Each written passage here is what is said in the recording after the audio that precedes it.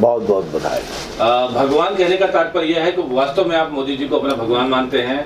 उनका माला जो है आप पिछले 5 वर्षों से धारण किए हुए हैं, क्या कहना चाहेंगे आप, जनता को क्या बताना चाहेंगे?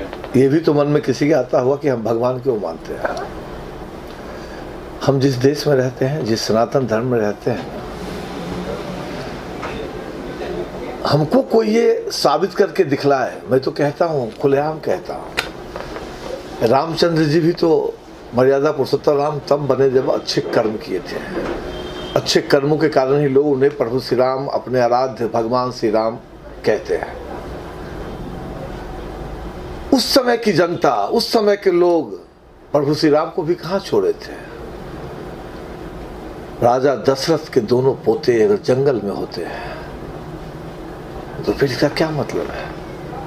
जब लोग कहते हैं हमको मोदी जी के बारे में, आप कैसे भगवान मानते हैं, तो मैं कहता हूँ कि 428 साल के बाद मतलब अहिल्याबाई होलकर जी के बाद इस संसार में कोई ऐसा व्यक्ति जन्म लिया जिसने महाकाल, काशी विश्वनाथ, भीमा शंकर इसके बारे में सोचा और कायाकल्प कर दिए।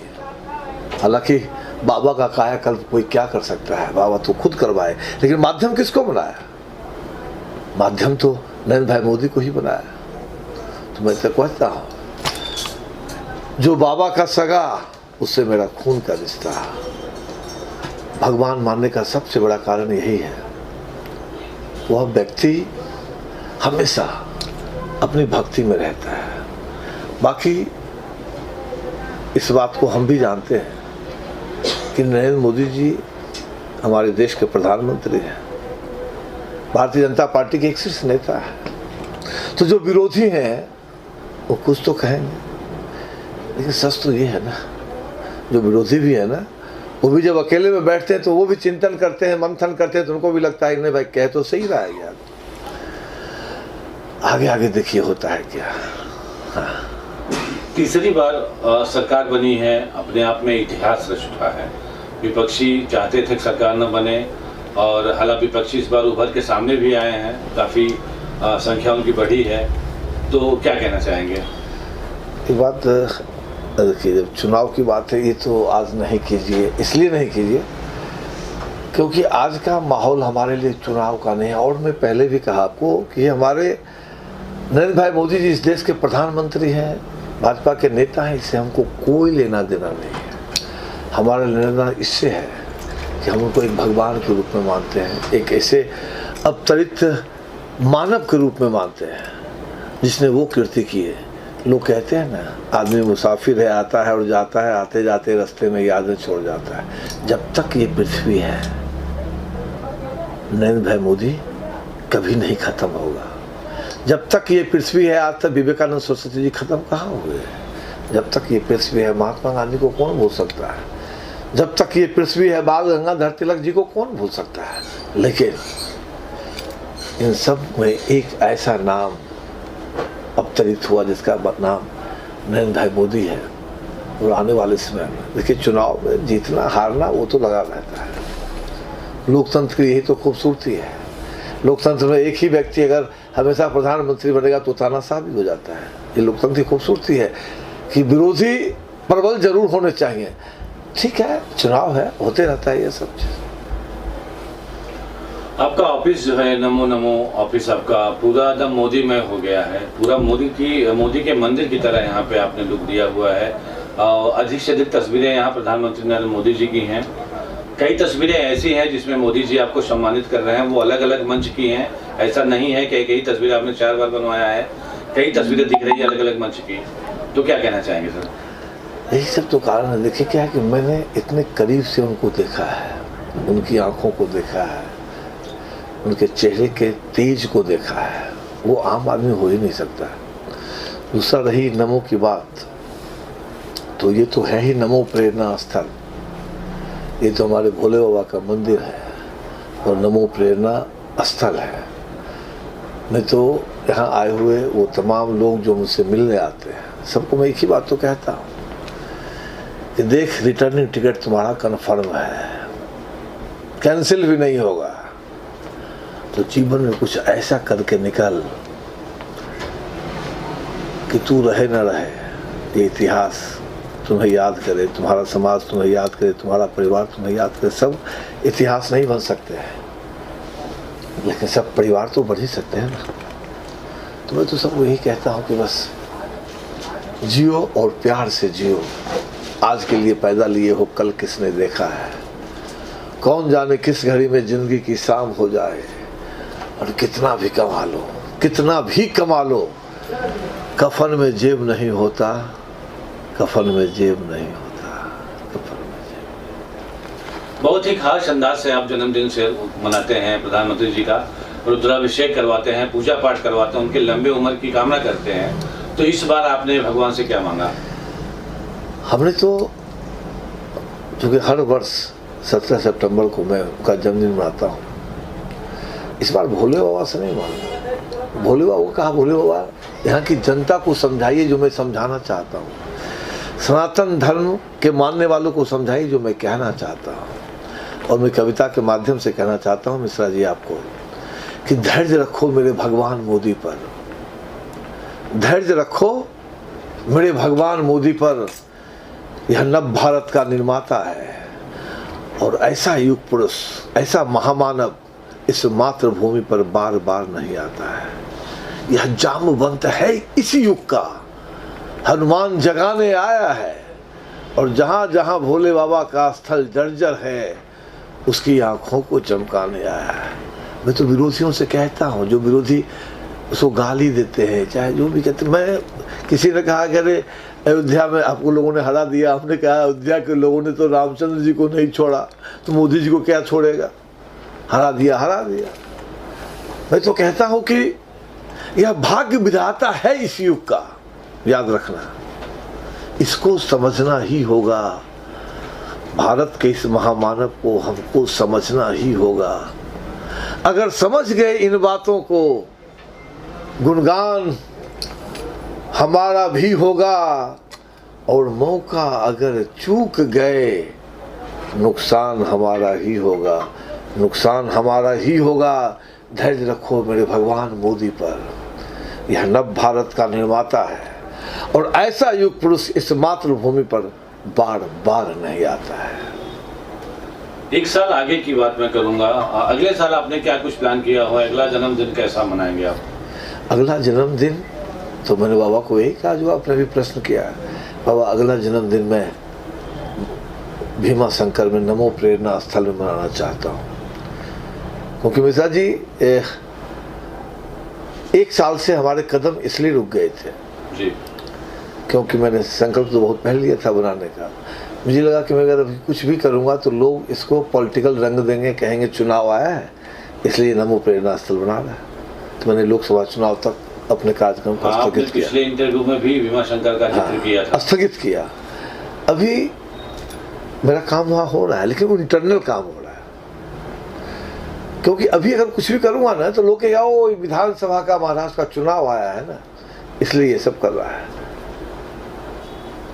इश्क और प्यार का मजा लीजिए, बस थोड़ा इंतजार का मजा लीजिए। 2 महीने के बाद जब महाराष्ट्र का चुनाव खत्म हो जाएगा फिर मैं चाहता हूँ यही चीजें साफ शब्दों में आप जनता के बीच रखें। भीमा शंकर में क्या मंदिर, क्या प्लान आपका चल रहा है? भीमा शंकर में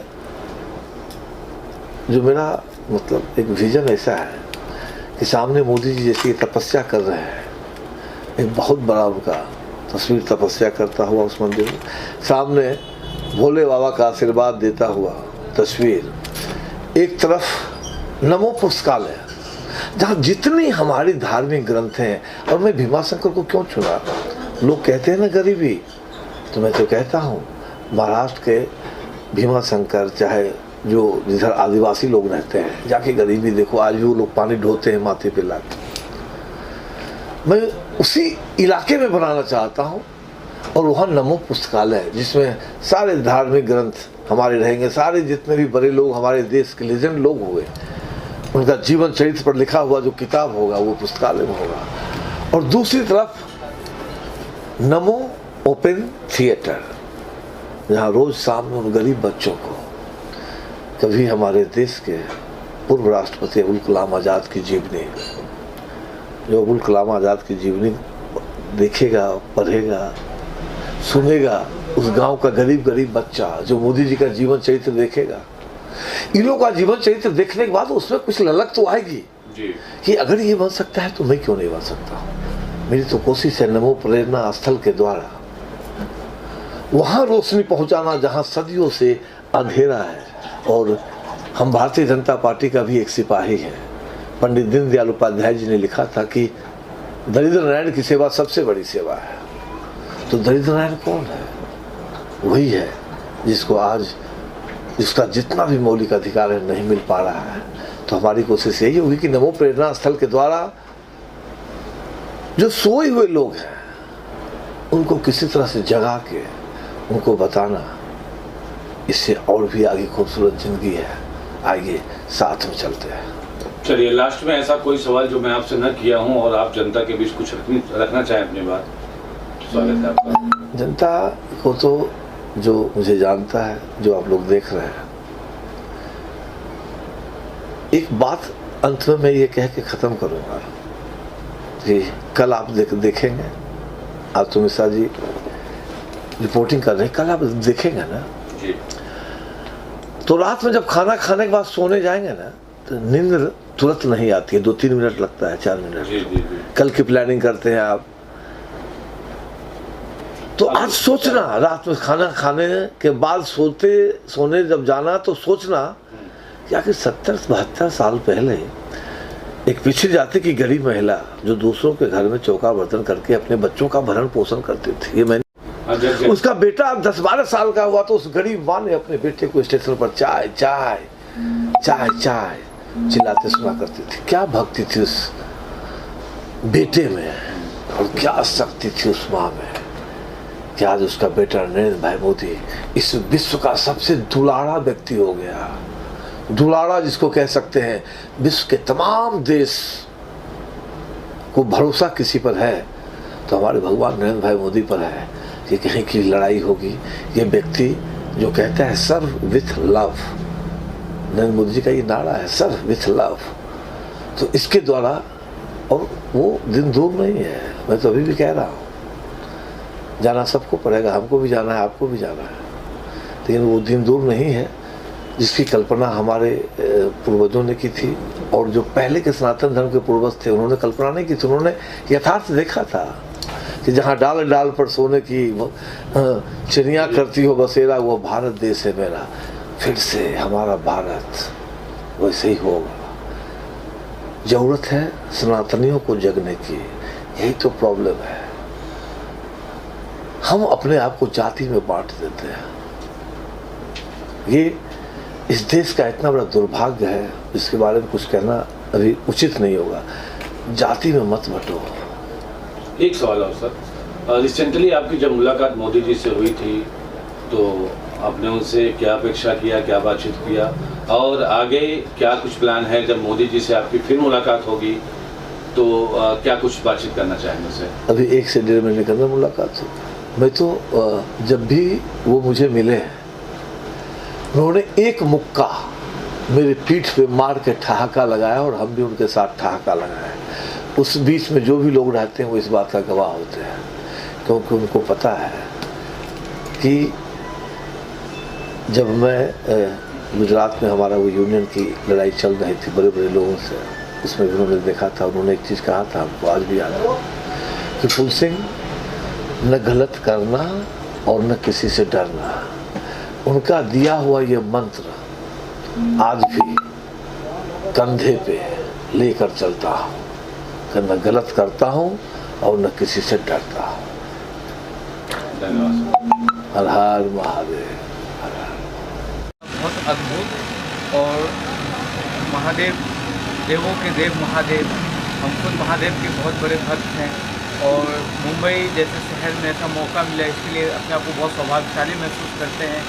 और आदरणीय श्री फूल सिंह जी के द्वारा ये कार्यक्रम था, ये प्रोग्राम था, महारुद्राभिषेक। एक तो देखिए आज सबसे अच्छा दिन क्या है, आज विश्वकर्मा पूजा है, आज पूरे मुंबई में देखिए गणपति बप्पा का विसर्जन हो रहा है, और देखिए आज हमारे आदरणीय प्रधानमंत्री नरेंद्र मोदी जी का जन्म दिवस है, युग पुरुष का जन्म दिवस है।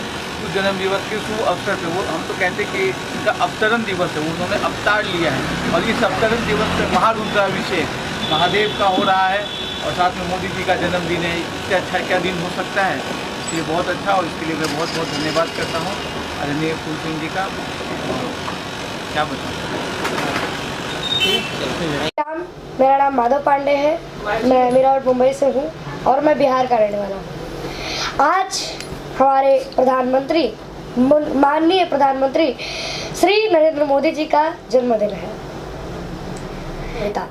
एक अकेला पार्थ खड़ा है भारतवर्ष बचाने को, सभी विपक्षी साथ खड़े हैं केवल उसे हराने को। भ्रष्ट दुशासन सुरपन खाने माया जाल बिछाया है, भ्रष्टाचारी जितने कुल में सबने हाथ मिलाया है। समर भयंकर होने वाला आज दिखाई देता है, राष्ट्र धर्म का क्रंदन चारों ओर सुनाई देता है। फेंक रहे हैं सारे पासे जनता को भरमाने को, सभी विपक्षी साथ खड़े हैं केवल उसे हराने को, केवल उसे हराने को, केवल उसे हराने को। हर हर मोदी, घर घर मोदी। चलाए फतवे से तुम तेल सूंघते रहना, जब घर में घुसकर मारेंगे तब हाथ रगड़ते रहना। वो कालखंड हम याद करें जब बटे हुए थे जाति में, पराधीन यह देश हुआ वो गांव मिला था छाती में। हिंदू विघटन के कारण ही परतंत्र रहेंगे हम सदियों तक, यदि ना अभी ना हम चेते फिर करो तैयारी जन्मों तक। परिदृश्य वही फिर आज यहाँ, परिदृश्य वही फिर आज यहाँ, सबको मिलकर चलना होगा, नहीं जातिवाद अब राष्ट्रवाद की धारा में ही बहना होगा।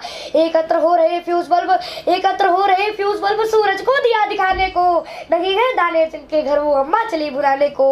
हुंकार भरे जब एक रब, हुंकार भरे जब एक रब, सारी दुनिया हिल जाएगी, चोरों की गठबंधन नीति सब धरी पड़ी रह जाएगी। हम लाखों वीर शहीदों का अपमान नहीं कर सकते हैं, हो उनके सपनों का भारत संकल्प तो हम कर सकते हैं।